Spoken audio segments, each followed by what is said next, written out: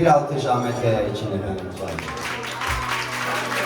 Bir türlü yâre sözü geçiremeyenler, o yâre sözünü geçiremeyenler ve bir de sözden, halden, dilden anlamayanlar.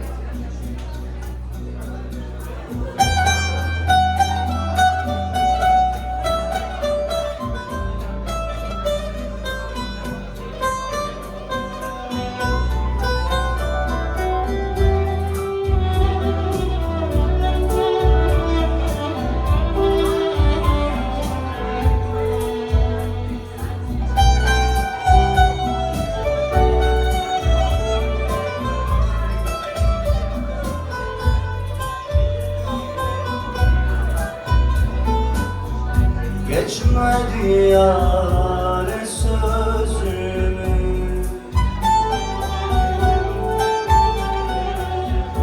yollarda kaldı gözümü. Ah, yere sürüldü yüzümüz, böyleymiş kara yazımızın hey.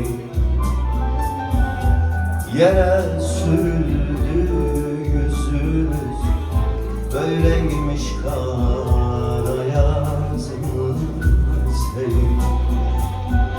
Çiçekler açılmaz oldu, pınarlar içilmez oldu.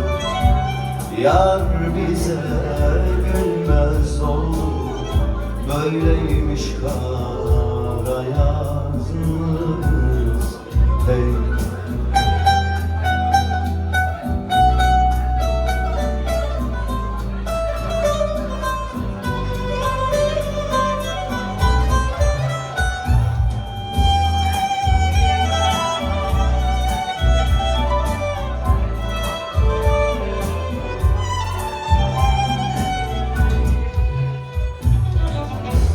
Yalnız ona yar demişti,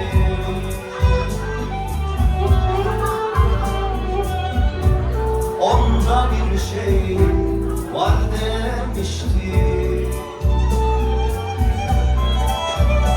Ah, o bizi anlar demişti, böyleymiş kara yazımızın hey.